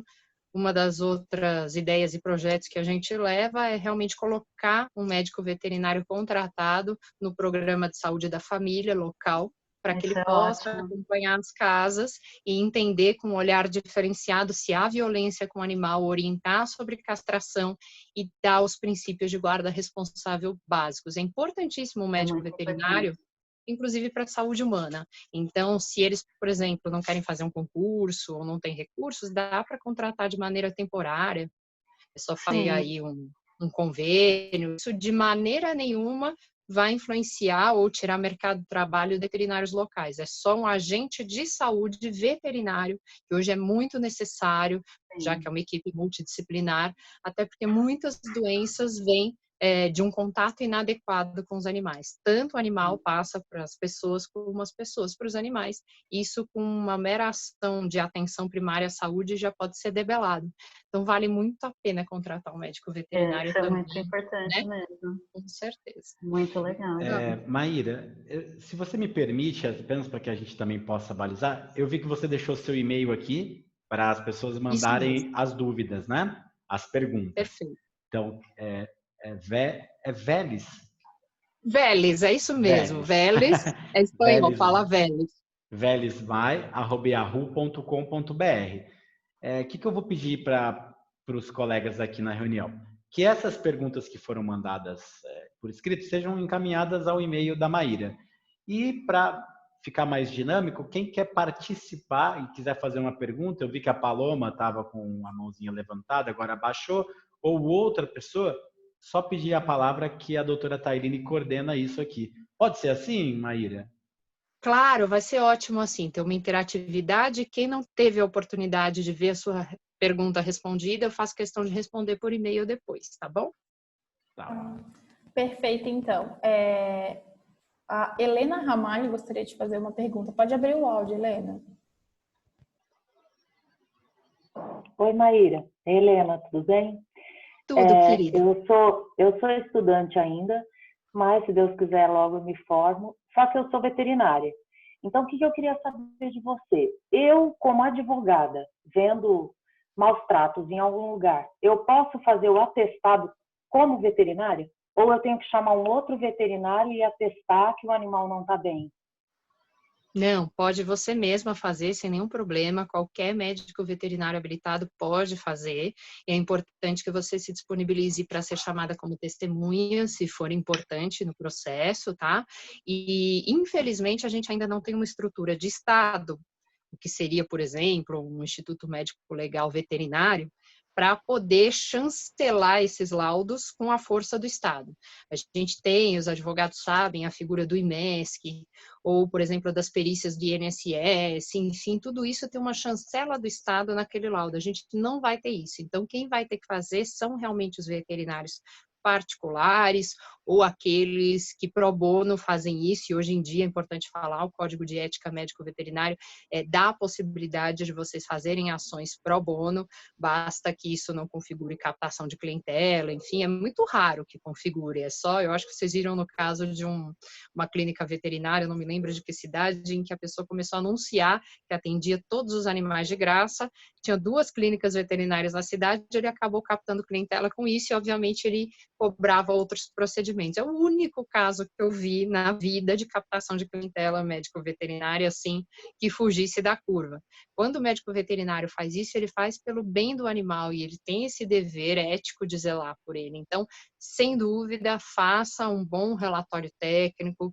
Se você achar que é necessário chamar um colega para te ajudar, aí você pode fazer sem problema. Tem gente que acaba se especializando nessa questão, né, da medicina veterinária legal e que, portanto, tem mais habilidade para fazer isso, mas qualquer médico veterinário pode e deve fazer e estará ajudando muito, principalmente se ele conservar aqueles princípios, né, de um laudo bem feito, de um relatório técnico, que é a observância objetiva do que está acontecendo, sem tanto juízo de valor, e no final colocar o que ele observa, se há ou não maus tratos de maneira objetiva, e se é possível fazer alguma coisa para criminalizar aquela conduta. Então, sem dúvida, é muito importante que você participe. E você fez uma outra pergunta, né? Ou comentou alguma outra coisa, Helena? Não, Né? outra coisa que eu queria saber é no caso dos cavalos de esporte. A gente sabe que tanto os do jockey como os de tambor, né, tem em cada box o seu veterinário responsável. No caso de você saber que está acontecendo o quê? O excesso de trabalho ou o caso de doping, o caminho é qual? É a denúncia ao CRMV? Olha, sem dúvida existe uma obrigação pelo Código Ético de vocês fazerem a notificação para o CRMV, é obrigatório. Vocês observam que tem alguma irregularidade lá, é importante que você notifique primeiro, né, os proprietários ou a empresa proprietária, dizendo que há algumas coisas a serem regularizadas, dê 30 dias para eles cumprirem tudo, ajude, porque afinal você é o responsável técnico, oriente, é preciso mais um veterinário, é preciso mais um tratador, ou ele precisa sair para ter um atendimento médico veterinário diferenciado, faça a orientação, espere que eles cumpram isso tudo, e aí, num segundo momento, não atendidas as suas orientações, você deve fazer essa comunicação que vai ficar em sigilo no Conselho Regional de Medicina Veterinária. Tá. Se isso realmente não for contemplado de maneira nenhuma, você deve voltar a conversar com os proprietários e falar: olha, eu sou o responsável técnico, se não vir basicamente cumpridas as orientações que eu dei, de acordo com o preconizado aí por toda a minha profissão, enfim, eu vou realmente me desligar e deixar de assinar como RT. Isso é a sua postura ética que você deve ter, mas sempre dando a possibilidade dele se adequar, orientando, que também faz parte aí da função da RT. Desculpe que eu tive um problema na iluminação que eu já vou consertar rapidinho.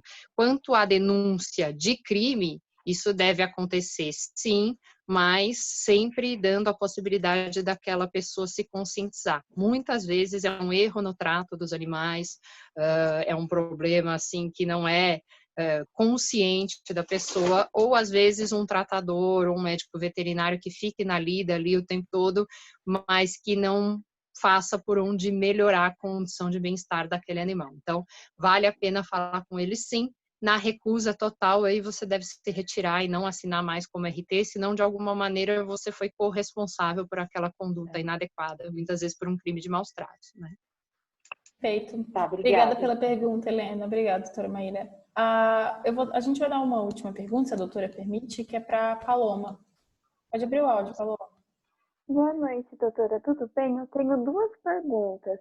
A primeira eu gostaria de saber, para quem pretende advogar na área de defesa dos animais, se tem que se especializar somente em direito ambiental.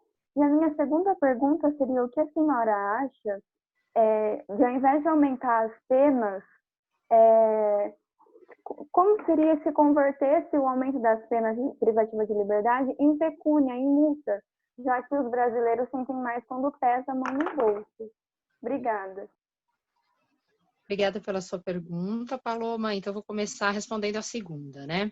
É importante, sim, que a gente não trabalhe só com o agravamento das penas. Quando a gente fala da pena pelo crime de maus tratos, do artigo 32 da Lei de Crimes Ambientais, ele contempla pena de prisão simples, de 3 meses a 1 ano, prisão via detenção, e multa, mais multa. Então, o que acontece é que muitas vezes você tem uma multa resultante do crime e uma outra multa pela infração ambiental.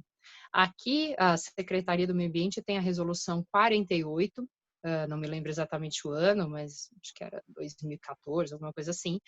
E essa resolução, ela dá todas as condutas de infração ambiental, porque o Estado não pode legislar em relação a crime. Só quem cria crime é a União, então aí o Congresso Nacional. Aqui no Estado a gente pode criar infração ambiental. E aí você não tem aquelas penas de prisão, mas você tem a multa. Então você já tem duas possibilidades de multa que deveriam reverter para um fundo único, não cair naquele fundo genérico do meio ambiente, em que eles não vão nunca ter um retorno para tentar fazer um controle populacional ou para incidir no bem-estar animal, né, desses animais aí tão sofridos e abandonados. Mas é importante, sim, que a gente trabalhe as duas coisas. Se a gente não agravar as penas, ainda que a gente coloque uma multa alta, a gente vai continuar vendo impunidade, porque a possibilidade de transação penal e de composição civil é muito grande, né? Então, mais de 80% dos casos são resolvidos assim. Chega lá na hora, dou uma cesta básica, uma lata de leite, fica por isso, não sofre condenação penal. Existe uma lei, eu vou pedir para dar uma olhadinha no número dela, mas eu acho que é 16.914, que ela impede que o tutor fique com o animal, o próprio maltratado, ou com animal de terceiros por 5 anos, quando houver indício ali de crimes de maus tratos, quando restar comprovado, ou seja, basta um inquérito, não precisa nem de uma condenação com trânsito em julgado. Então, essa lei é pouco utilizada e pode servir para que esse infrator contumaz não repita a conduta criminosa. E você fez mais uma pergunta, desculpe, foi em relação, até esqueci a primeira, de advocacia, né? Como é que você deve advogar, se nós devemos se enfim. especializar somente em ambiental. Perfeito. Na verdade, infelizmente, a gente ainda não tem muitos cursos de especialização em direito animal, né? Existe um curso que ele é geral, ele é de extensão, mas eu acho que talvez ele caminhe para a questão da pós-graduação, que é da Sentido Animal, que é do Dr. Mauro Serri Neto, que foi colega nosso, é colega de advocacia animalista, mas que atua muito na área de educação. Esse curso da Sentido Animal tem boas diretrizes, não é ainda uma especialização, mas tem o seu certificado, enfim, para você saber como atuar. Existem cursos no exterior, salvo engano, é na Universidade de Luxemburgo, na Alemanha. Você tem um curso famoso na Universidade de Barcelona, que é uma especialização em direito animal, é chamada de Master. Não é igual ao nosso mestrado aqui, tá? E você precisa ver as condições de validação desse diploma por uma universidade interna, ligar lá na UBA, saber como é que eles fazem isso. Aliás, a UBA é de Buenos Aires, é de Barcelona que eu estou falando.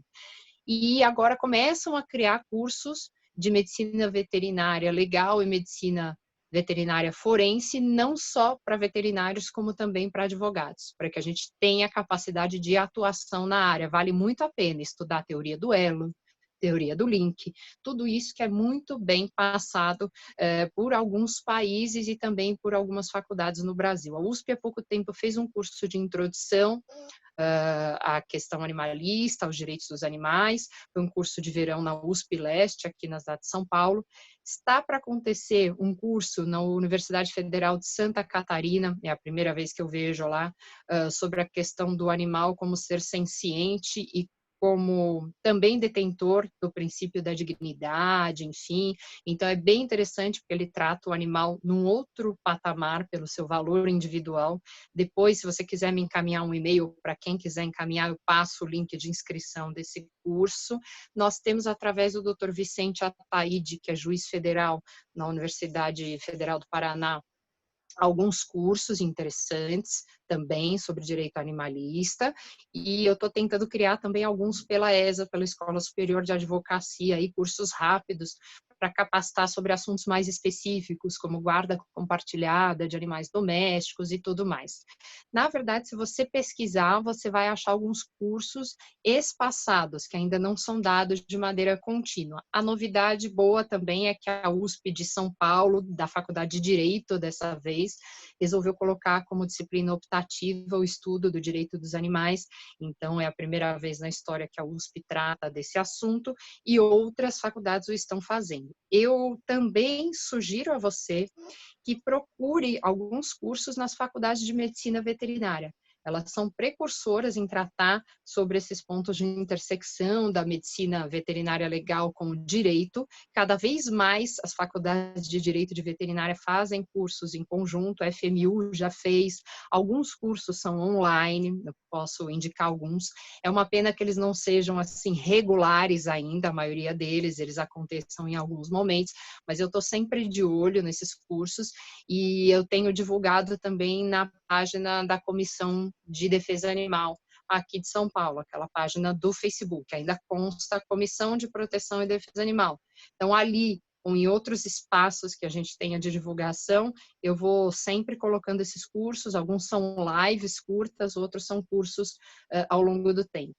Soube também que a Anclivepa ia fazer um curso, a Anclivepa é muito mais voltada para veterinário, mas que seria amplo para falar não só da parte da medicina veterinária aplicada, a parte legal, mas também sobre vários e vários instrumentos jurídicos de defesa animalista. Isso pode te ajudar muito. Então, fica de olho na Anclivepa, nas universidades federais, tá? E assim que eu for lembrando outras, pode me escrever que eu vou te passando também. Fica de olho na página da comissão no Facebook, tá bom? Muito obrigada. Obrigada, Imagina. Paloma. Obrigada, doutora Maíra. Eu gostaria de perguntar para a doutora Isabelle e para a doutora Paula se tem alguma consideração final para fazer.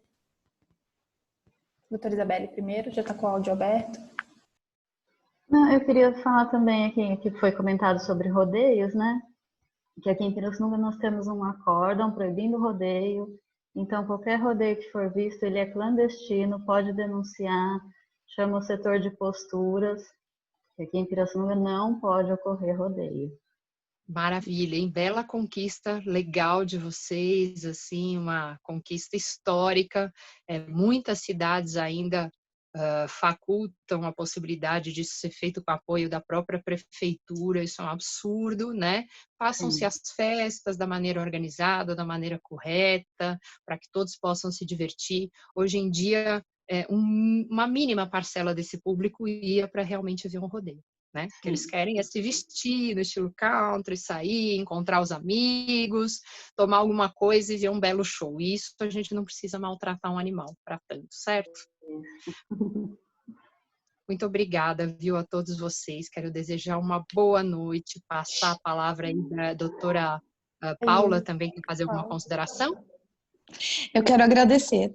A oportunidade é sempre bom, né? A gente falar sobre medicina veterinária, sobre os animais, o direito deles, os nossos deveres como tutores, né? Lembrar, mais uma vez, né? Serem sencientes e eles sentem tudo que nós sentimos. Às vezes as pessoas têm uma dificuldade de entender isso. E a USP, ela estava bastante atuante. Nós temos o professor Adroaldo agora, o Donald Brum, ele veio recentemente fazer algumas palestras. Eu acho que às vezes ainda falta um pouco de divulgação desses eventos tão importantes, né?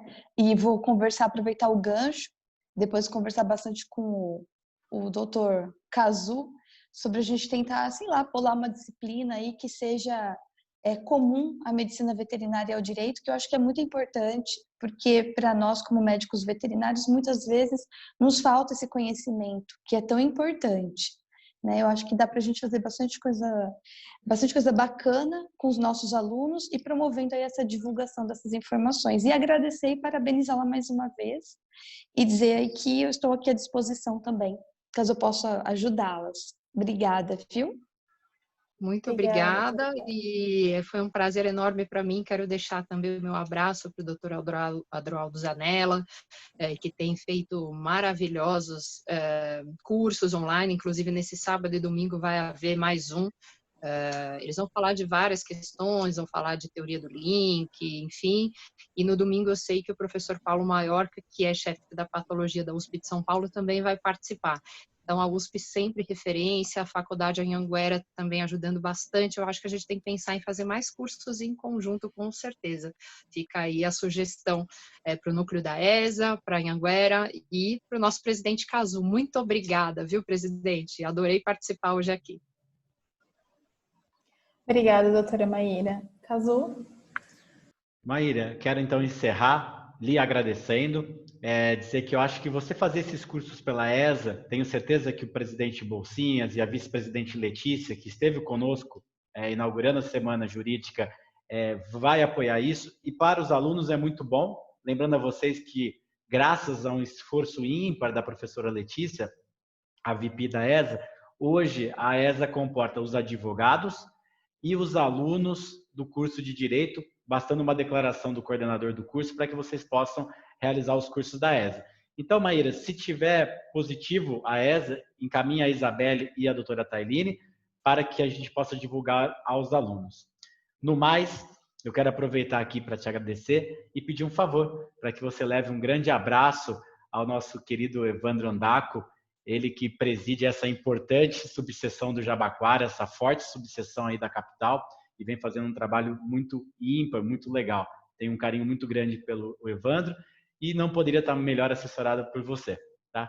Dizem que os frutos sempre caem próximo da árvore, eu tenho certeza que você exerce esse trabalho com brilhantismo, como é o presidente Evandro. Obrigado do fundo do meu coração por participar aqui conosco.